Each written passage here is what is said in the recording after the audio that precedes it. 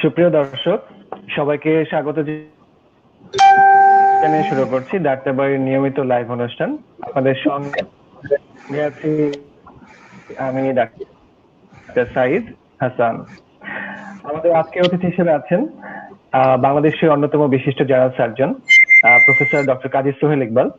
স্যারের সাথে আমরা আজকে কথা বলবো এই রমজানে হেমোরয়েড বা পাইলস, ফিস্টুলা এবং ক্রনিক কনস্টিপেশন রোগীদের পরামর্শ নিয়ে। স্যার, আসসালামু আলাইকুম। ওয়ালাইকুম আসসালাম। জি স্যার, কেমন আছেন স্যার? জি, আমি ভালো আছি। জি স্যার, আমাদের আজকের অনুষ্ঠানে আপনাকে আমন্ত্রণ জানাচ্ছি স্যার। আচ্ছা, ধন্যবাদ, এবং যারা শুনছে সবাইকে ধন্যবাদ। শুভ সকাল। জি জি স্যার। স্যার, এই রমজানে স্যার সাধারণত আমাদের ডায়েট প্যাটার্নটা একটু চেঞ্জ হয়ে যায়। সাধারণত আমরা অনেক ভাজা ফ্রাই আইটেম খেতে হয়, পেঁয়াজু, তাছাড়া বুট, ছোলা, মুড়ি, এই খাবারগুলি স্যার আমাদের কনস্টিপেশনের জন্য দায়ী।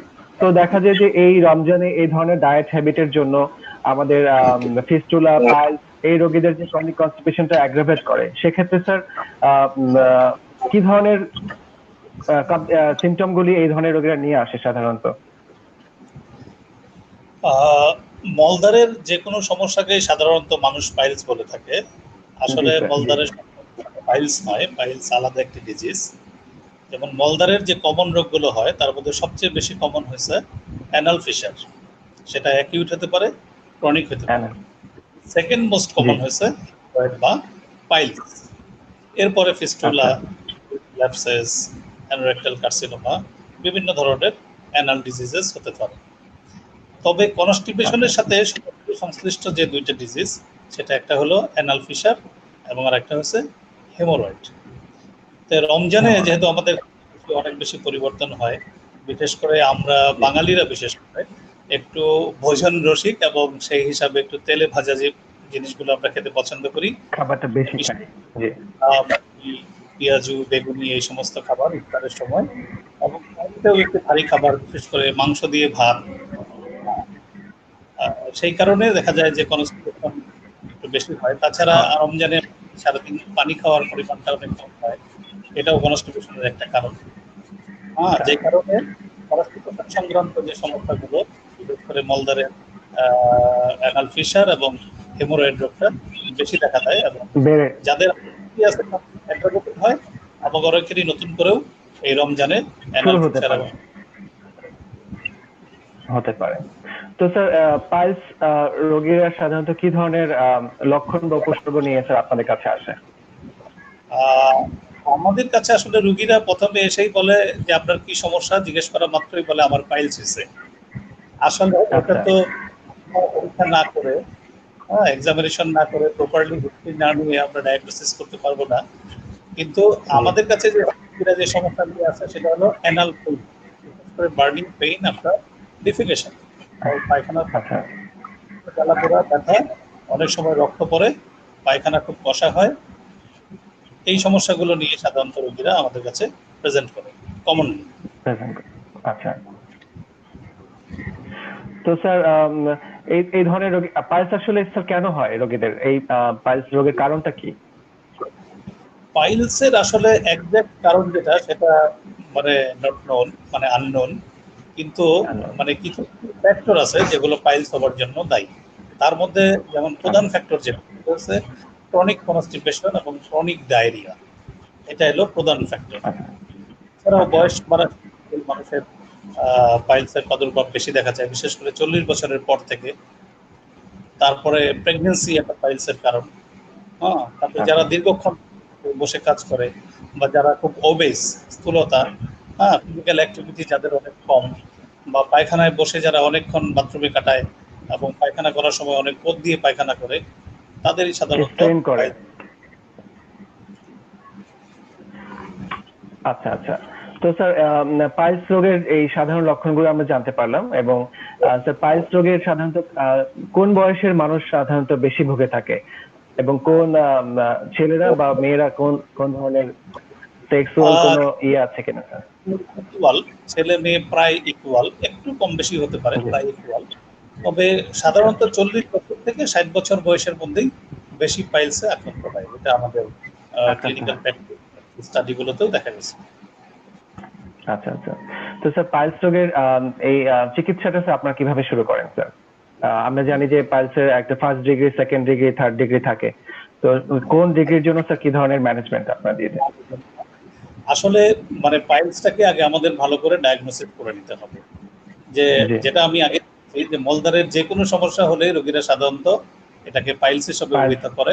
ভেবে। কিন্তু জি এটা বিভিন্ন রকম ডিজিজ হতে পারে, যেমন অ্যানাল ফিশার হতে পারে, হিমোরয়েড হতে পারে, রেকটাল প্রলাপস হতে পারে, রেকটাল পলিপ হতে পারে, ইভেন অ্যানোরেকটাল কার্সিনোমা পর্যন্ত হতে পারে।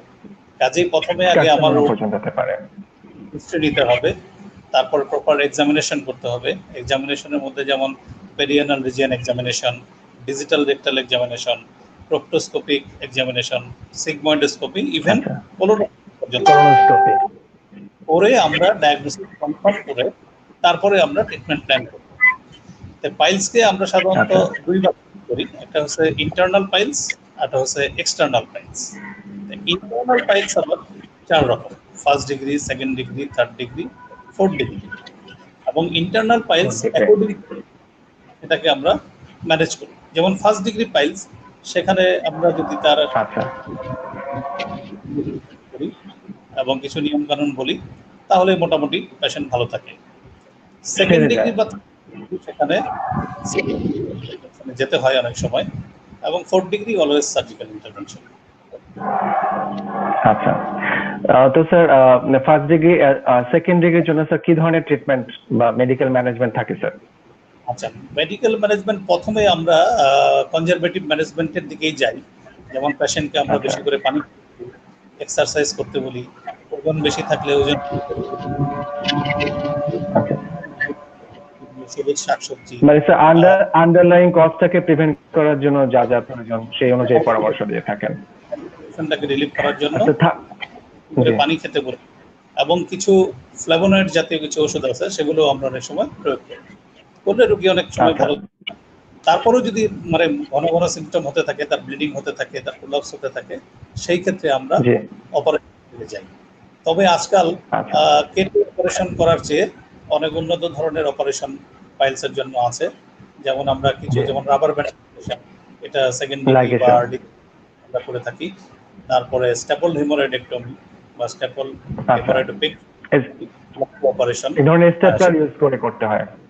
গোল্ড স্ট্যান্ডার্ড অপারেশন, সেটা করা হয়। জি বা অনেক সময় doctor guided haemorrhoidal arterial ligation, সেটাও করা যায়।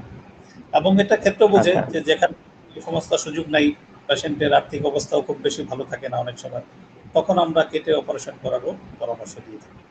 পরামর্শ দিয়ে থাকেন।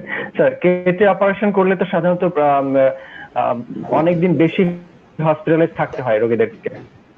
কেটে অপারেশন করলে পোস্ট অপারেটিভ কমপ্লিকেশন অনেক বেশি, যেমন প্রচন্ড ব্যথা, বেশি হয়।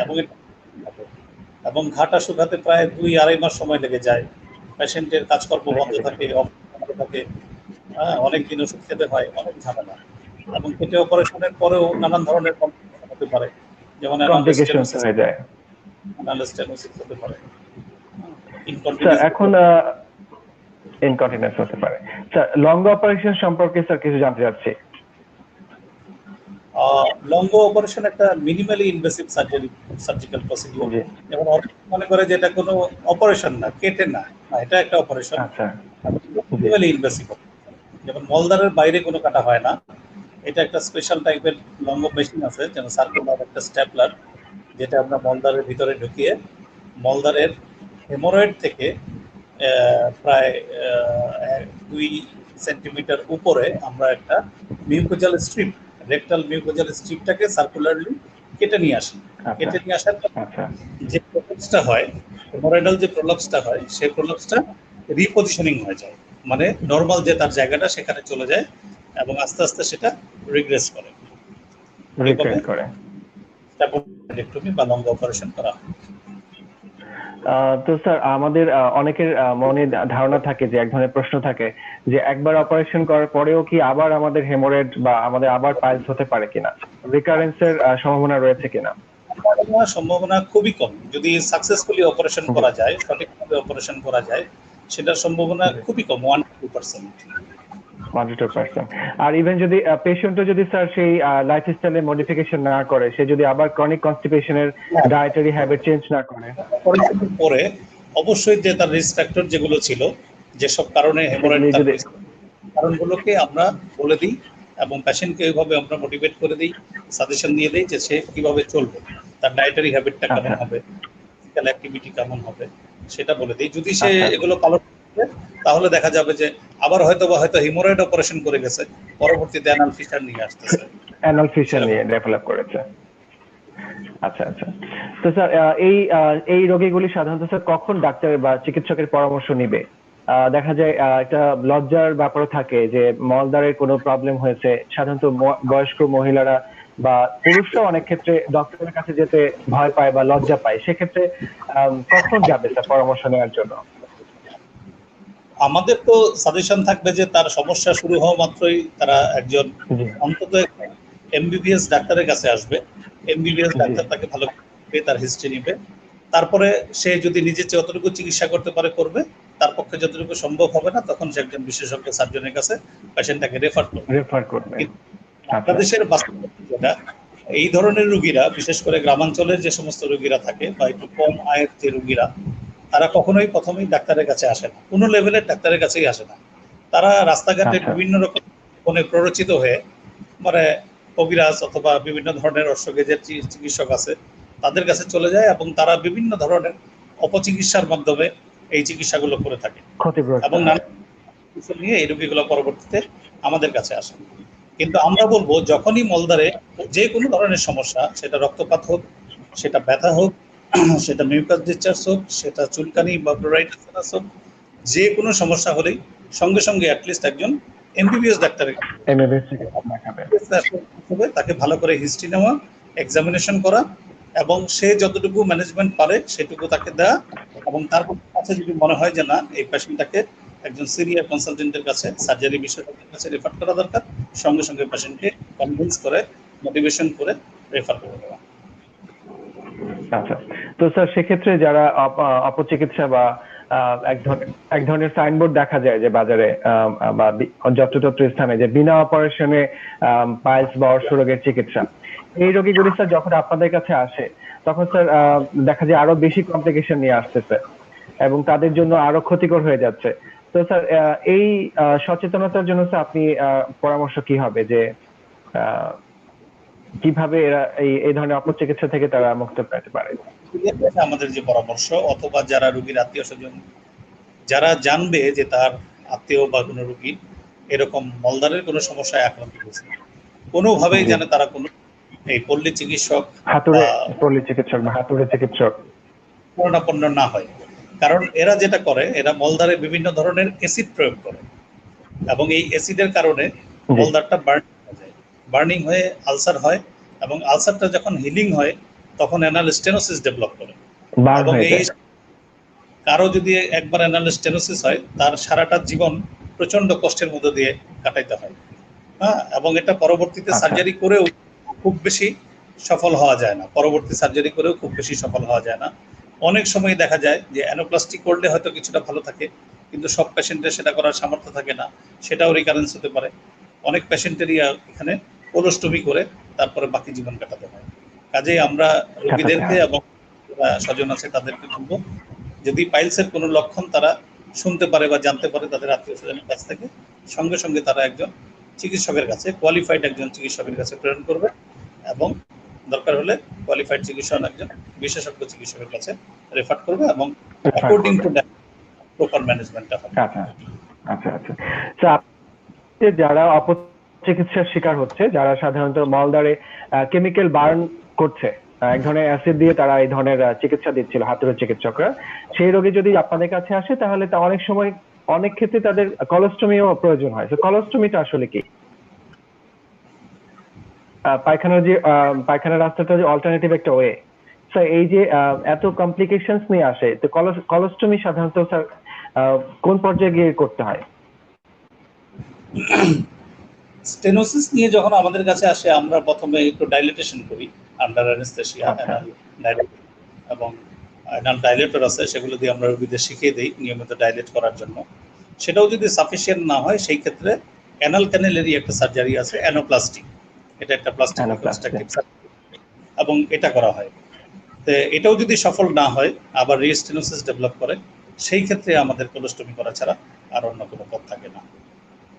আচ্ছা আচ্ছা, মানে স্যার তাহলে অপচিকিৎসার শিকার হলে আরো ঝামেলা আরো বাড়বে রোগীদের এবং সাফারিংস আরো বাড়বে। কোনোরকম বিব্রতকর একটা লাগে। বিব্রতকর, সবসময় একটা ব্যাগ নিয়ে হাঁটতে হবে তাকে। স্যার একজন আমাদের কাছে জানতে চেয়েছেন, রাজু আহমেদ রাসেল নামে একজন জানতে চেয়েছেন স্যার, লং অপারেশনের খরচ কেমন হবে? লং অপারেশনের খরচ আসলে এটা ডিপেন্ড করে সেন্টার টু সেন্টার।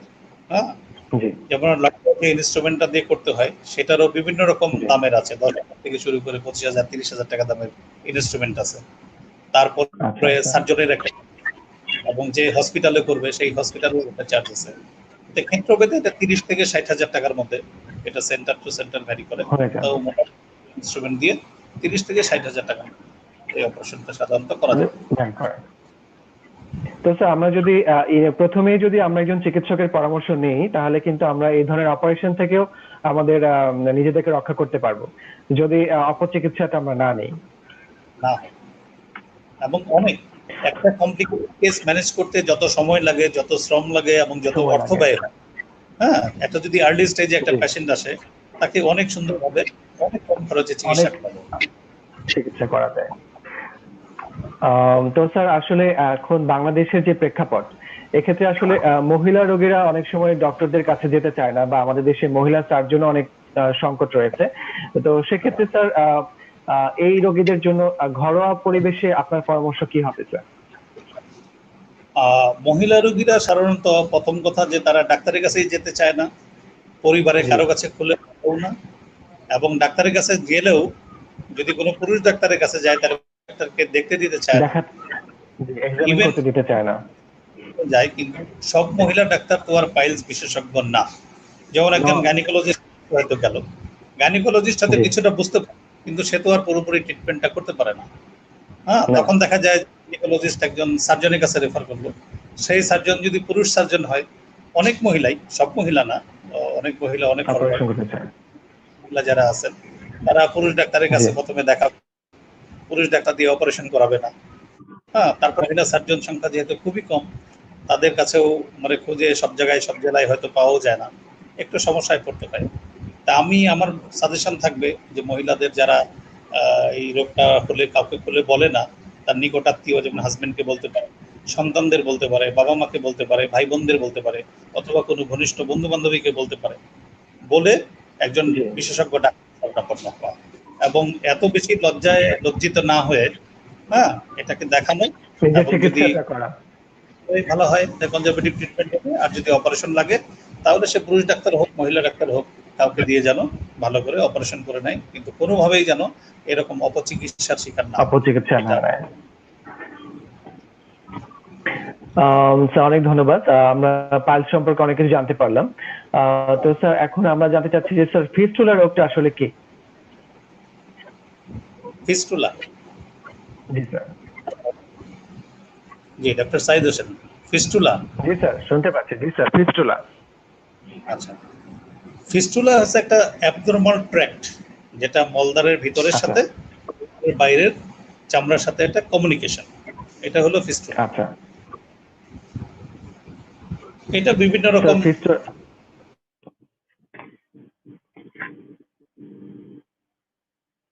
জি স্যার শুনতে পাচ্ছেন? হ্যালো?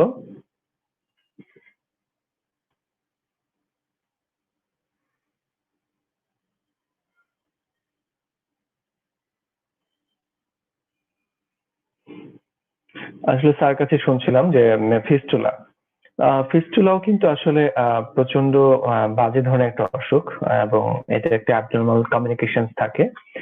স্যার আমাদের সাথে একটু ডিসকানেক্ট হয়ে গিয়েছেন, মানে নেট কানেকশন হয়তো পড়ছিল।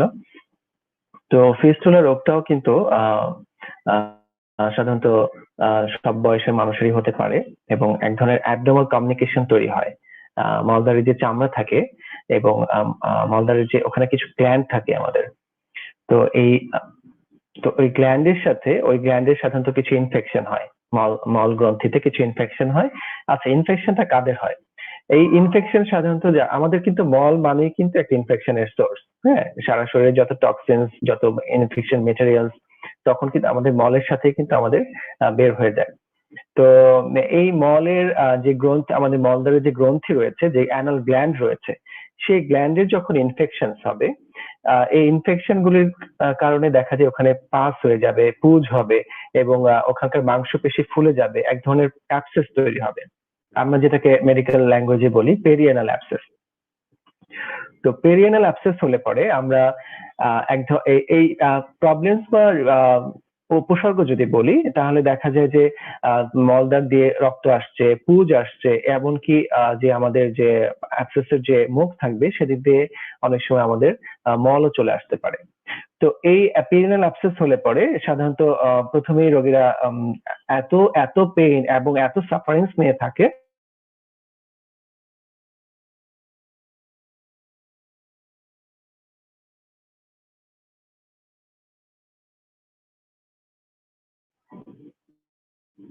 এবং হসপিটালেও তারা অনেক সময় যেতে চায় না, কারণ একটা লজ্জার বিষয় থাকে। তো সেক্ষেত্রে দেখা যায় যে অনেকে ভয়ও পায় এবং বাথরুমেও যেতে ভয় পায়, যে এত ব্যথা, এত তীব্র ব্যথা যে তারা হয়তো বাথরুমেও যেতে ভয় পাবে। যে এরকম ভাবে দেখা যায় রোগীরা অনেক সময় লজ্জায় ভয়ে অনেক সময় ডক্টরের কাছে পরামর্শ নেয় না। তখন নিজে হয় কি, পেরিয়ানাল অ্যাবসেসটা নিজেই এটা ড্রেন হয়ে যায়, যে মাংসপেশির দণ্ড তৈরি হয় সেখান থেকে পুজটা বের হয়ে যায়।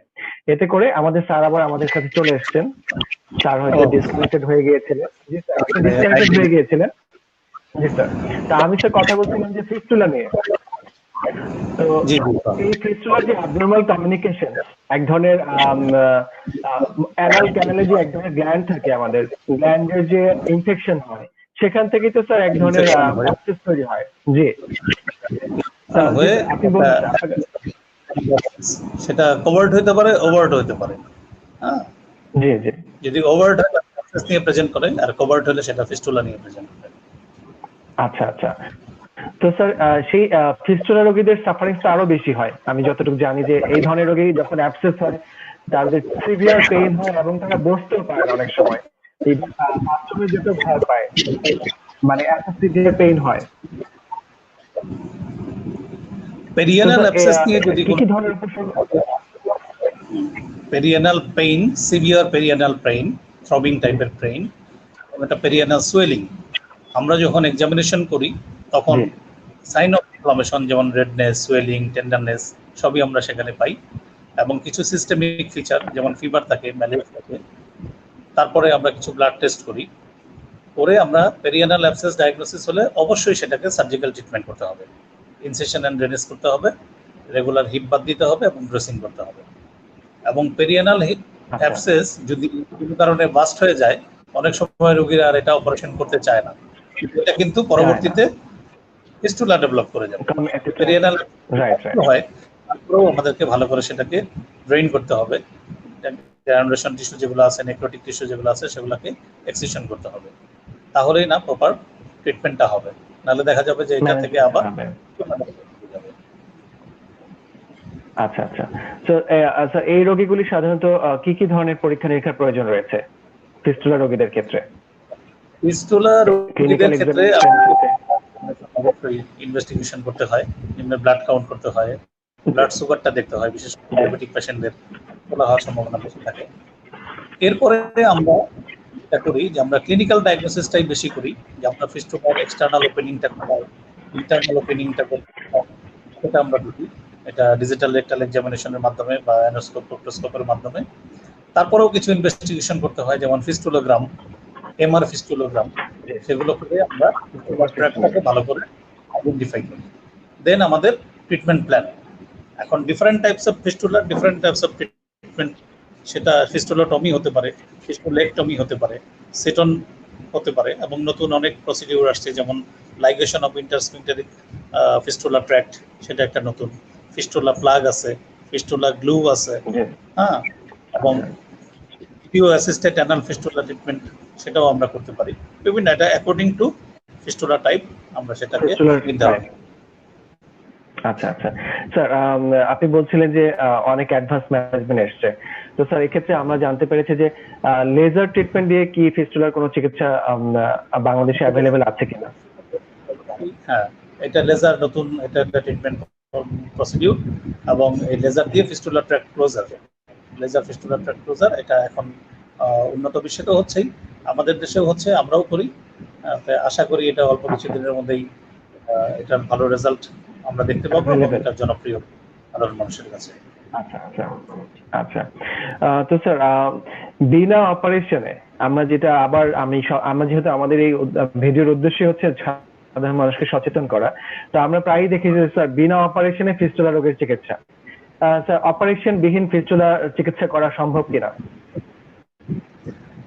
এটা আসলে যারা প্রচারণা করে ওরাই বলতে পারবে, কিন্তু আমরা যারা এই বিষয়ের বিশেষজ্ঞ, আমাদের কাছে এরকম প্রচারণার কোনো নেই। ভালো, আচ্ছা। এবং ফিস্টুলার চিকিৎসা মাত্রই অপারেশন করতে হবে আমরা যেটা জানি। এবারে লো অ্যানাল কিছু ফিস্টুলা আছে, সেগুলো দেখা যায় যে অ্যানাল ফিশার অথবা খুবই লো অ্যানাল ফিস্টুলা, সেগুলোকে হয়তো আমরা একটু লোকাল অ্যানেস্থেসিয়া দিয়ে ছোট করে অপারেশন করতে পারি, কিন্তু অপারেশন বিহীন সেটা আমরা করতে পারবো না। আচ্ছা আচ্ছা স্যার, ফিস্টুলার অপারেশনের পরেও আবার সেটা রিকারেন্স হওয়ার সম্ভাবনা রয়েছে কিনা? হ্যাঁ, অনেক বেশি। ফিস্টুলা রিকারেন্সের চান্সই অনেক বেশি, বিশেষ করে কমপ্লেক্স ফিস্টুলা যেগুলো, অথবা ফিস্টুলার সাথে যদি অ্যাসোসিয়েটেড কোনো ডিজিজ যেমন টিউবারকুলোসিস, ম্যালিগন্যান্সি, ক্রনস ডিজিজ এগুলো থাকে, তাহলে ফিস্টুলা রিকারেন্সের চান্স অনেক বেশি। কমপ্লেক্স ফিস্টুলা রিকারেন্সের চান্স বেশি, সিম্পল ফিস্টুলা সেগুলো খুব একটা না।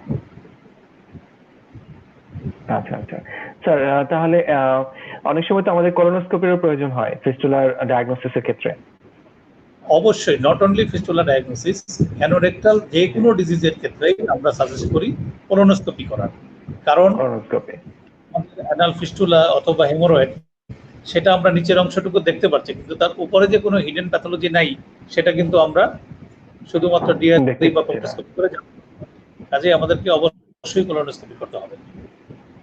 আচ্ছা আচ্ছা স্যার, আমাদের কাছে একজন জানতে চেয়েছেন পাইলসের ব্যথা আর ফুলে যাওয়া কমানোর জন্য কোনো মেডিসিন রয়েছে কিনা, সে বললে উপকৃত হব। যেটা আমরা ইন্টারনাল হেমোরয়েড, সেটা সিম্পল হেমোরয়েডটা কখনোই পেইনফুল, যদি এটা থ্রম্বোসিস হয় অথবা আলসার হয়, গ্যাংগ্রিন হয়, সেই ক্ষেত্রে এটা সিভিয়ারলি পেইনফুল। প্রথমে আমরা কনজারভেটিভ ম্যানেজমেন্ট দিই, হিপবাদ দিই, কিছু অ্যান্টিবায়োটিক দিতে পারি, এনএসএল গ্রুপের ব্যথার ওষুধ দিতে পারি, দিয়ে আমরা কনজারভেটিভলি প্রথমে ম্যানেজমেন্ট করার চেষ্টা করি। তারপরে যদি কনজারভেটিভ ট্রিটমেন্ট ফেলিয়ার হয়, সার্জিক্যাল ট্রিটমেন্ট। হেমোরয়েডের আশা করি ফারজানা আপনি আপনার উত্তরটা পেয়েছেন। তো স্যার, আমি কথা বলছিলাম যে ফিস্টুলা রোগীদের অপারেশনের পরে আমাদের যে অ্যানাল স্ফিংক্টারের যে ক্ষমতা সেটা কমে যাওয়ার সম্ভাবনা কেমন থাকে, মানে কমে যেতে পারে কিনা বা ইনকন্টিনেন্স ডেভেলপ করতে পারে কিনা? সেটা অবশ্যই, যদি এটা প্রসিডিউরটা সঠিক না হয়, অপারেশনের প্রসিডিউর যদি সঠিক না হয়, স্ফিংক্টারকে যদি 2/3 কেউ কেটে ফেলে অথবা more than half sphincter, external internal sphincter কেউ ইনজুরি করে, সেই ক্ষেত্রে অবশ্যই অ্যানাল ইনকন্টিনেন্স ডেভেলপ করবে। যখন আমাদের এরকম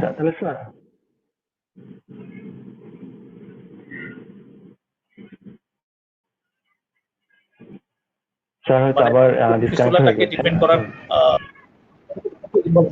যদি লোয়ার 1/3 পর্যন্ত হয়, লোয়ার 1/3 পর্যন্ত মাসেলকে যদি আমরা ইনজুরি করি, তাহলে ইনকন্টিনেন্স হবে না, কিন্তু যদি তার থেকে বেশি মাসেল ইনভলভমেন্ট হয়, স্যার, তাহলে আমরা আবারও সেই সাধারণ সচেতনতার জন্য কিছু অ্যাডভাইস করি যে ফিস্টুলা রোগীরাও যদি অপচিকিৎসা বা হাতুড়ে চিকিৎসা নেয়, তাদেরও সাধারণত এক ধরনের অ্যাসিড দিয়ে বার্ন করে দেওয়া হয়। এই ক্ষেত্রেই সাধারণত আপনাদের 2/3 কেটে ফেলতে হতে পারে যে অ্যানাল স্ফিংক্টার, কারণ ম্যাক্সিমাম এরিয়া তখন বার্ন হয়ে যায়।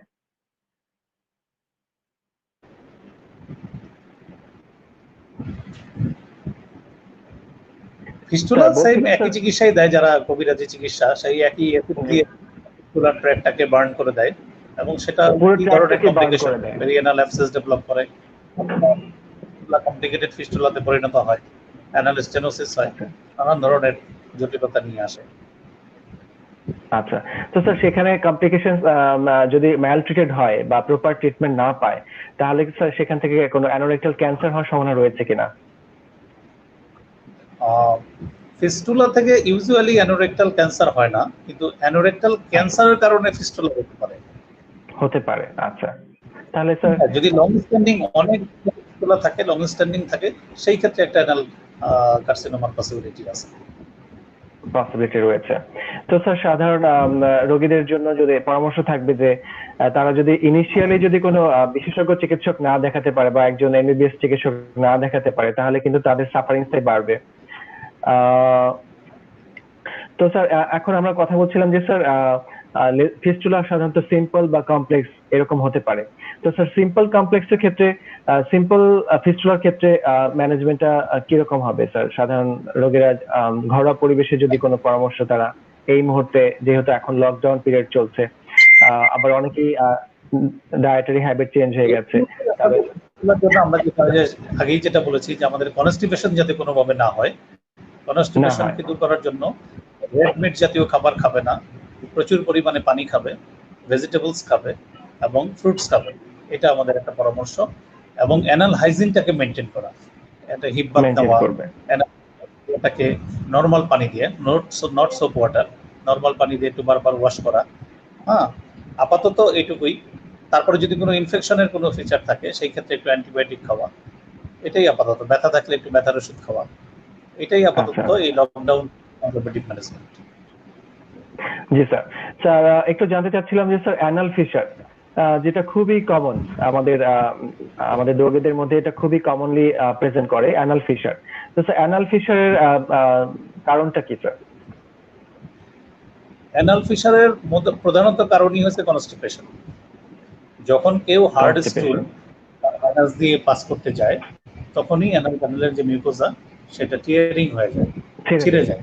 সাধারণত মিডলাইন পোস্টেরিয়র বেশি হয়, পোস্টেরিয়রলি হতে পারে 10%, কিন্তু মিডলাইন পোস্টেরিয়রলি কমনলি হয় এবং এটা ছিঁড়ে যায়। ছিঁড়ে যাওয়ার পরে এটা হয়, এটাকে আমরা বলি উইদিন 2 উইকস পর্যন্ত, যেটা অ্যাকিউট অ্যানাল ফিশার। এবং অ্যাকিউট অ্যানাল ফিশারকে যদি আমরা প্রপারলি ট্রিটমেন্ট করি, তাহলে ম্যাক্সিমাম ক্ষেত্রেই এটা হিলিং হয়ে যায়। কিন্তু কোনো কারণে যদি ট্রিটমেন্টটা অ্যাডিকুয়েট না হয় বা তার কনস্টিপেশনটা পারসিস্ট করে, তাহলে এটা অ্যানাল ফিশারটা ক্রনিক হয়ে যায়, ক্রনিক অ্যানাল ফিশার হয়ে যায়। এবং অ্যাকিউট অ্যানাল ফিশার কনজারভেটিভ ম্যানেজমেন্টে যেটা আমরা আগে বললাম যে কনস্টিপেশন যাতে না হয় সেই মেজারগুলো নিব। আমরা কিছু মেডিকেশন, যেমন লোকাল কিছু ওয়েন্টমেন্ট আছে যেগুলো অ্যানাল স্ফিংক্টারিক মাসলকে রিল্যাক্স করে, যেমন গ্লিসারিল ট্রাইনাইট্রেট, সেটা আমরা ইউজ করতে পারি। এবং ল্যাক্সেটিভ ধরনের ড্রাগ যেমন ল্যাকটুলোজ, লুবিপ্রোস্টন, এই জাতীয় ড্রাগ আমরা ইউজ করতে পারি। আর একটা জিনিস হলো যে হিপ বাথ মানে কুসুম গরম পানিতে একটু লবণ বা সাবলন দিয়ে 15 থেকে 20 মিনিট হিপ বাথ নিবে, এরকম দিনে 3 থেকে 4 বার। এটা নিলে মোটামুটি অ্যাকিউট অ্যানাল। আর যদি অ্যাকিউট অ্যানাল ফিশার হিলিং না হয়ে যায়, রিকারেন্ট হতে থাকে অথবা ক্রনিক টার্ন নিয়ে নেয়, তখন যেটা আমরা করি সার্জিক্যাল ট্রিটমেন্ট। সেটা হলো যে ল্যাটারাল ইন্টারনাল স্ফিংক্টারোটমি, এবং যদি সাথে তাহলে ফিক্সেশন অফ সেন্টিনেল পাইলস, তাহলে রোগীরা আশা করি ভালো থাকবে।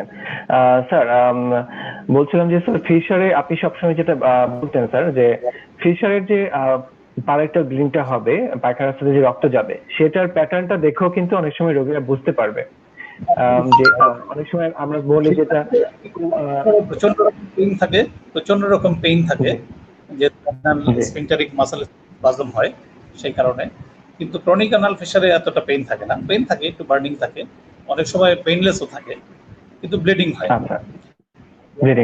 এই ব্লাডটা পায়খানার সাথে লাগানো থাকে, মানে আমরা বলি ব্লাড স্ট্রিক অন স্টুল।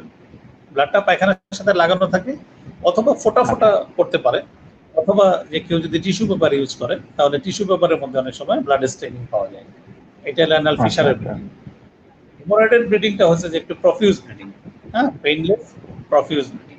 অনেক সময় রোগীরা বলে যে ফোটা ফোটা পড়ে, কেউ কেউ এখন কমপ্লেন করে যে মুরগি জবাই করলে যেরকম ফিনকি দিয়ে রক্ত পড়ে সেরকম। আচ্ছা। তাহলে স্যার পাইল হেমোরয়েড বা পাইলসের ব্লিডিংটা হবে যে একদম মুরগি জবাই করলে যেরকম হয় সেরকম? আর সেটা কমন ফোটা ফোটা হতে পারে, কিন্তু সেটা আবার প্রফিউজ হতে পারে, কিন্তু সেটা অলওয়েজ ব্রাইট রেড থাকবে এবং সেটাতে ব্লিডিংটাই বেশি থাকে। স্টুলটা সাধারণত মানে পায়খানা হয়ে যাওয়ার পরে, হ্যাঁ, পায়খানাটা পাস করে যাওয়ার পরে ব্লিডিংটা শুরু হয়। আর অ্যানাল ফিশারের যেটা, সেটা তো অবশ্যই পেইনফুল, এবং এই ব্লিডিংটা ব্লাডটা স্টুলের সাথে ইউজুয়ালি লাগানো থাকে, ইউজুয়ালি মিশে থাকবে। জি জি। অনেক সময় দেখা যায় যে 2-1 ফোঁটা প্যানের মধ্যে পড়তেও পারে, আবার অনেক সময় টিস্যু পেপারেও সেটা এমন হতে পারে।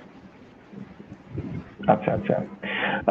তো স্যার যারা এখন এই লকডাউন পিরিয়ডে যারা এখন আমরা চিকিৎসা নিতে পারছি না এই ধরনের রোগীরা, তো এই ধরনের রোগীদের জন্য সাধারণত আমরা যদি কোনো হোম রেমেডিজ দিতে চাই, ডায়েটারি যেমন এসবগুলির ভুসি বা বেলের শরবত, এই খাবারগুলি যদি তারা বাসায় এখন ইফতারিতে বা সেহরিতে যদি খেতে পারে, তাহলে অনেকটাই কিন্তু মানে আয়ুর্বেদিক ট্রিটমেন্ট দিয়েও কিন্তু তারা অনেকটাই ভালো থাকতে পারবে। আসলে আয়ুর্বেদিক বলতে পারবো না, এইটাই আসলে তোমার কনজারভেটিভ ট্রিটমেন্টের ফার্স্ট থিং। এটাই আমরা কি ধরনের খাবারটা আমরা খাবো। যেমন ইফতারের পরে আমরা যে ভাজা পোড়াগুলো খাই, সেগুলো বাদ দিয়ে আমরা যদি প্রচুর পরিমাণে সালাদ খাই, পেঁপে খাই, আমরা বাঙ্গি খাই, নানান ধরনের মৌসুমী ফল, এখন তরমুজ আছে, তরমুজ খাই, তাহলে কিন্তু আমাদের এই কনস্টিটিউশনটা ডেভেলপ করে না। বা আমরা ইফতারের পরে আমরা কিছু গুলের ভুসি দিয়ে শরবত খেয়ে নিলাম, অথবা আমরা সেহরির সময়ও কিছু গুলের ভুসি দিয়ে শরবত খেয়ে নিলাম, তাহলে দেখা যাবে যে পায়খানাটা অনেক নরম থাকে এবং পেশেন্ট অ্যানাল ফিশার এবং হেমোরয়েডের থেকে অনেকাংশেই সে মুক্ত থাকবে। আর স্যার আমরা জানি যে এইসবগুলোর ভুসিটা একটা ভালো একটা ল্যাক্সেটিভ হিসেবে কাজ করে, একটা ন্যাচারাল ল্যাক্সেটিভ, যেটা আমরা খেয়ে এই ধরনের উপসর্গগুলি থেকে নিজেদেরকে রক্ষা করতে পারি। ইসবগুলের ভুসি খাওয়ার আসলে নিয়ম আছে, অনেকে কিন্তু ভুল পদ্ধতিতে ইসবগুলের ভুসি খায়। আমি এই জন্যই আপনার কাছ থেকে জানতে চাচ্ছি, সকালে উঠে সেটা খায়, এটা কিন্তু একটা রং। হ্যাঁ, ভুসিটা খেতে হয় শোবার সময় 1 গ্লাস পানির মধ্যে 2 চামচ ইসবগুলের ভুসি নিবে, কোনো রকম গুড়, চিনি, মিষ্টি কোনো কিছু দেওয়ার দরকার নেই। তারপরে চামচ দিয়ে সেটা নেড়ে সঙ্গে সঙ্গে খেয়ে ফেলবে। হ্যাঁ, এটা হলো 1 গ্লাস দুধের মধ্যে খেতে পারে। কিন্তু স্যার আমরা সাধারণত দেখি যে এটা অনেকক্ষণ গুলিয়ে রেখে দেয়, তারপরে খায়। জি জি। তাহলে একটা ভ্রান্ত ধারণা কিন্তু স্যার আমাদের মধ্যে রয়েছে, অ্যাকচুয়ালি এসবগুলোর ভুসিটা পানিতে গুলিয়ে সাথে সাথে খেয়ে ফেলতে হবে, তাহলে অ্যাকচুয়ালি আমাদের এটা কাজ করবে। জি। তো স্যার আমরা আজকে অনেক কিছু জানতে পারলাম যে পাইলস, হেমোরয়েড, ফিস্টুলা, ফিশার, এই অ্যানাল ক্যানেলের এই সাধারণ চিকিৎসার সাধারণ এই ধরনের উপসর্গ এবং এর চিকিৎসা সম্পর্কে অনেক কিছু জানতে পারলাম স্যার আপনার কাছ থেকে। তো আপনাকে আমাদের আজকের অনুষ্ঠানে আসার জন্য অনেক ধন্যবাদ। তো স্যার আমাদের ডাক্তারবাড়ির দর্শকদের জন্য স্যার আপনার পরামর্শ বা আপনার শুভেচ্ছার বক্তব্য স্যার কিছু যদি বলেন। আমার প্রথম পরামর্শ, ডাক্তারবাড়ি যেহেতু জুনিয়র ডাক্তারদের একটা সংগঠন, আমি আশা করি জুনিয়র ডাক্তাররা তাদের প্র্যাকটিসের অনেক বড় একটা রোগীর সঙ্গে থাকে এই অ্যানাল ক্যানেলের ডিজিজ নিয়ে, বিশেষ করে ফিশার, ফিস্টুলা, হেমোরয়েড নিয়ে, এবং তারা যথেষ্ট যত্ন সহকারে পেশেন্টের হিস্ট্রিটা নেবে, খুব ভালো করে এক্সামিনেশন করবে। অবশ্যই প্রত্যেকটা পেশেন্টকে ডিজিটাল রেকটাল এক্সামিনেশন করবেই, এবং সম্ভব হলে প্রক্টোস্কোপিক এক্সামিনেশনও করবে। তারপরে যেটা করবে, যেহেতু জুনিয়র ডক্টর, সে যতটুকু চিকিৎসা দিতে পারবে, তার কাছে যদি আর্লি মনে হয় যে সবগুলো ডিজিজই খুব আর্লি স্টেজে আছে, কনজারভেটিভ ম্যানেজমেন্ট অ্যাডভাইস সেগুলো সে দিবে, এবং প্রপারলি এখন রেফার করাটার ব্যাপারে একটা ব্যাপার আছে। যেমন অনেক সময় দেখা যায় যে জায়গা মতো রেফার্ড হচ্ছে না। একটা মহিলা পেশেন্ট যদি আসে এবং তাকে যদি গাইনোকোলজিস্টের কাছে রেফার করা হয়, এটা কিন্তু আমি যেখানে বলি স্যার, এখানে কিন্তু রোগীরা নিজেরাই একজন মহিলা ডাক্তারের কাছে যেতে চায়, অনেক সময় দেখা যায় নিজেরাই হয়তো গাইনি ডাক্তারের কাছে চলে যায়। ফার্স্ট অ্যাটেন্ডিং ডক্টর যে হবে, তাকে পেশেন্টকে সেভাবেই কনভিন্স করতে হবে যে সমস্যাটা সেটা মহিলা হলে মহিলা সার্জন হতে হবে, শুধু মহিলা গাইনোকোলজিস্ট হলে হবে না। হ্যাঁ, হবে না। আর যদি ডক্টর হতে হবে, তখন থেকেই ভালো করে যদি তাকে কনভিন্স করে দেয়, তাহলে তারা মোটামুটি রোগীরা বুঝে, এবং তারা সেটা পুরুষ ডাক্তারই হোক বা মহিলা ডাক্তারই হোক সার্জনের কাছে যাবে, এবং তারা তাদের ডিজিজটাকে দেখাবে, সেটা একটা। আর সাধারণ মানুষের কাছে যেটা যে কোনো না কোনো পর্যায়ের একজন প্রথম চিকিৎসকের কাছে, হাতের কাছে যে চিকিৎসক আগে আপনার কাছে আছে, সে এমবিবিএস স্পেশালিস্ট হতে পারে, সে গাইনিকোলজিস্ট হতে পারে, হাতের কাছে প্রথমে যে চিকিৎসক আছে তার কাছে আগে অ্যাটেন্ড করা, কিন্তু কোনোভাবেই কোনো রকম কোয়াকদের কাছে না যাওয়া। কোয়াকদের কাছে অযথা কিছু টাকা নষ্ট হবে এবং এত বেশি কমপ্লিকেশন হবে যেটার জন্য ভবিষ্যতে তার শারীরিক সাফারিং যেমন বাড়বে, তার অর্থের পরিমাণও তত বেশি ব্যয় হবে। কাজে সেটা থেকে মুক্ত থাকার জন্য যারা একটু বেশি সচেতন তারা সরাসরি যাচ্ছে, সরাসরি শুধু সার্জনের কাছে না, এখনকার সচেতন লোকরা সার্জনের মধ্যে ওভার কোলোরেক্টাল সার্জন কারা বা জেনারেল সার্জনদের মধ্যে কারা কোলোরেক্টাল নিয়ে কাজ করে বেশি, তাদের কাছেই যায় কাজ করে। হ্যাঁ, একটু অসচেতন তাদেরকে আমি বলবো যে প্রথমে যে কোনো পর্যায়ের ডাক্তারের কাছে, তার হাতের কাছে যে ডাক্তারটাই আছে, সেটা জেনারেল প্র্যাকটিশনার হতে পারে, সে গাইনিকোলজিস্ট হতে পারে, সে মেডিসিন স্পেশালিস্ট হতে পারে, পেডিয়াট্রিক্সের হতে পারে, তার কাছে যাওয়া, তারপরে সে যেখানে রেফার করবে সেই ডাক্তারের কাছে যাওয়া। কিন্তু কোনোভাবেই যারা কোনো রকম উপচিকিৎসায় বিজ্ঞাপনে নানান ধরনের না কেটে অপারেশন করে, হ্যাঁ, ইনজেকশনের মাধ্যমে বা মলমের মাধ্যমে যে চিকিৎসা করা হয়, এই চিকিৎসাগুলো যাতে না নেয়। কিন্তু আমরা ডাক্তাররাও তো ইনজেকশন দিই, আমরাও তো মলম দিই, কিন্তু আমাদের তো অথেন্টিক, ওদেরটা তো সেই অথেন্টিক নয়। তো স্যার আপনাকে আজকে আসার জন্য, আমাদের আসার জন্য অনেক ধন্যবাদ স্যার। আশা করি পরবর্তীতে অন্য কোনো অনুষ্ঠানে আবার দেখা হবে। সে পর্যন্ত স্যার ভালো থাকবেন, সুস্থ থাকবেন। আচ্ছা, ইনশাআল্লাহ তোমাকে অনেক ধন্যবাদ। আশা করি তুমি তোমার পরিচালনা এই ডাক্তার বাড়িকে আরো বেশি সমৃদ্ধ করবে। এবং আজকে যারা এই লাইভ শুনলেন সকলকে ধৈর্য ধরে শোনার জন্য সবাইকে ধন্যবাদ। রমজানুল মোবারক। জি স্যার। স্যার আসসালামু আলাইকুম।